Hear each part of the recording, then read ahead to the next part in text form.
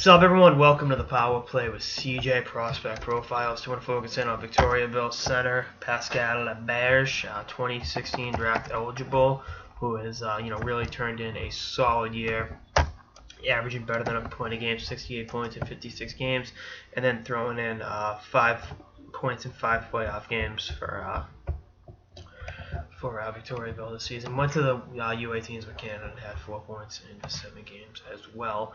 Good sized kid. He's 6'1", 6'2", somewhere in that range.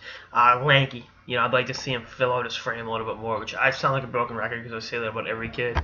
Because at 18, you gotta put on a couple lbs of muscle, and that'll come. That's something I wouldn't be worried about at all if I was the team that's drafting him. And I think he's one of those guys that you take. I got him graded out as a second-round pick. Hockey News got him graded a little bit higher than me. I think he's going to be one of the first 3 or 4 picks in that second round. But he's a very talented two-way player. Has a good compete level, and if he fills out his frame a little bit more, he's going to win. He's going to be a really intriguing, I think, projection as a second/third line center. I mean, I'm not gonna, maybe not like Ryan Spooner, but kind of that type of player, a little bit bigger.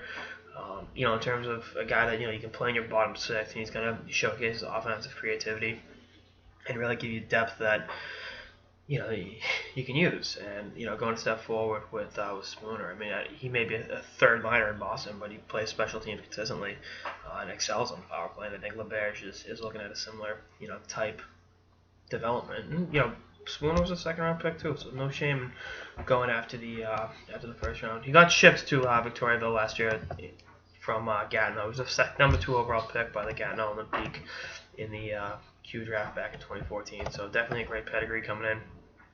And I think he grades out as, again, a solid second-round pick. Central Scouting going to rank as a 28th North American skater. I think that's fair enough when you factor in the goalies and the Euros and everything else. It's like, yeah, probably he'll be off the board by pick 40. And I think you draft this kid, you let him develop. He does 2 more years in the Q, makes the jump to the AHL, and see where he goes from there. Again, I think if he fills out his frame a little bit more, you're looking at a very, very intriguing center that can put some points on the board and really kind of excel in all facets of the game.